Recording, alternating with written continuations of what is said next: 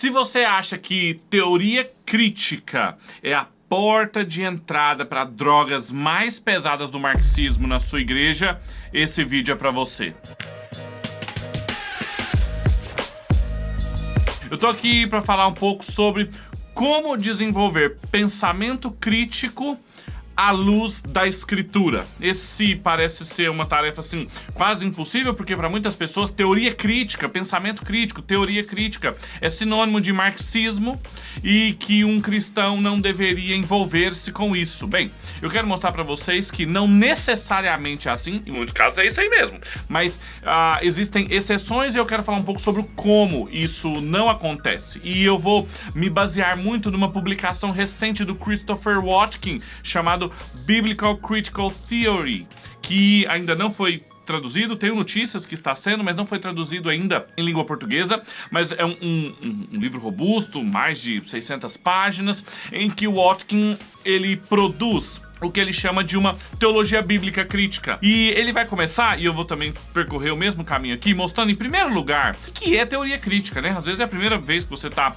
ouvindo esse termo, e ele de fato é um termo técnico. Diz respeito a uma abordagem acadêmica que, basicamente, grosso modo, vai pressupor que a nossa visão da realidade, a nossa interpretação de todas as coisas, relações humanas, ciência, arte, política, ela sempre é enviesada, comprometida pela realidade social em que nós estamos inseridos. Então, por exemplo, a gente tem teoria crítica marxista ou marxiana, por exemplo, a Escola de Frankfurt, Marcuse, Adorno, Horkheimer, Habermas, são os grandes autores da chamada teoria crítica, mas a gente tem também teoria crítica racial, por exemplo, de como que estruturas sociais estão por trás ou são o pressuposto, a infraestrutura de uma supraestrutura racista, por exemplo.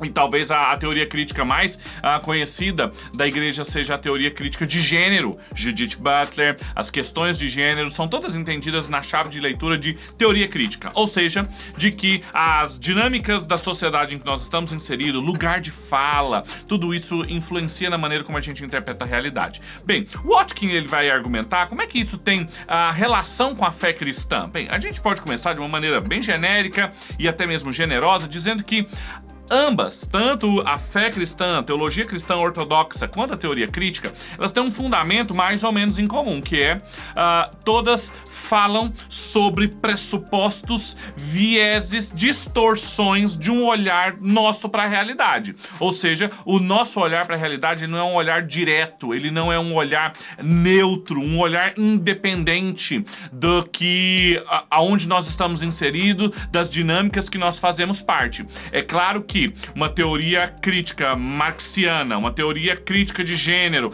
ela vai dar outros vieses e outros pressupostos para essa distorção. E a teologia cristã ortodoxa vai falar que é o pecado, a queda, ela distorceu de uma maneira contundente, de uma maneira profunda, radical, a nossa visão da sociedade. Então, as duas têm esse mesmo pressuposto. E o Watkin, ele vai se inspirar muitíssimo numa obra chamada A Cidade de Deus, de Aurélio Augusto, ou chamado também de Agostinho, bispo de Hipona. Ele vai dizer que a primeira teoria crítica nasceu ali. Não nasceu na Escola de Frankfurt, não nasceu com a Judith Butler, nasceu ali com Agostinho, quando ele, de uma maneira muito diferente do que até então estava sendo feito no diálogo entre fé cristã e cultura, não apenas ficou procurando pontos de contato entre a verdade cristã e as dinâmicas sociais. Por exemplo, se você pega um autor um pouco antes de Agostinho, que determinou muito a fisionomia do pensamento filosófico cristão, que é Justino o Mártir, Justino o filósofo ali de Roma.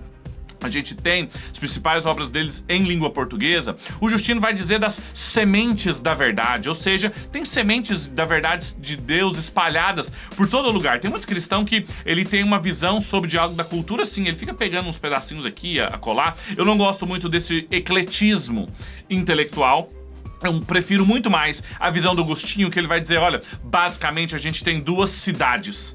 A gente tem a cidade de Deus e a cidade dos homens, muito baseado ali em Gênesis, na própria antítese que Deus estabeleceu entre a semente da mulher e a semente da serpente, onde ele vai mostrar que nós fazemos parte de uma comunidade mística. As cidades aí não são entendidas como as nossas cidades, os nossos municípios, mas uma comunhão mística daqueles que esqueceram a si mesmo e amam o Criador, ou então aqueles que esqueceram do Criador e amam a si mesmo. Só tem dois amores, duas cidades governadas por dois amores, e isso vai fazer com que a gente tenha uma teoria crítica aí teológica, ou seja, o que governa as dinâmicas próprias da nossa sociedade, do nosso pensamento, da nossa expressão artística, cultural, são os compromissos últimos, são essas fidelidades do coração. E aí então o Waltke termina, e todo o restante do livro dele é nesse sentido, nos fornecendo o vocabulário em que a gente vai fazer essa teoria crítica, que é a teologia bíblica. Por isso que o livro dele chama Teologia Bíblica Crítica. Porque ele vai mostrar como que a história da redenção ali presente, desenvolvida na Escritura, nos fornece o vocabulário próprio para a gente não só identificar os pressupostos, os vieses e os compromissos últimos que todos nós temos, mas também para a gente fazer uma leitura crítica da sociedade, não com base na infraestrutura de opressão do proletariado com a burguesia, mas do pecado, da necessidade de redenção, das estruturas criacionais que são incontornáveis, e como que a teologia bíblica, essa disciplina tão importante, Gerhardus Voss, Gerard van der Green e tantos outros tão importantes para nós, vão nos fornecer um vocabulário, um quadro de referências para a gente poder conduzir a nossa teoria crítica. Então é possível sim desenvolver pensamento crítico dentro da igreja. O que a gente tem que fazer uma diferenciação é do método com o conteúdo. O método, a metodologia, a forma de fazer com os fundamentos. A gente tem um fundamento revelacional, criacional, ali na Escritura, inspirada, inerrante, infalível, muito diferente dos pressupostos de outras tradições filosóficas e sociológicas, mas um pressuposto em comum de que o nosso olhar não é direto para a realidade, muito menos neutro para a realidade, só que a gente tem um vocabulário, um quadro de referências muito melhor para explicar muito mais as dinâmicas que são próprias da sociedade aonde a gente vive.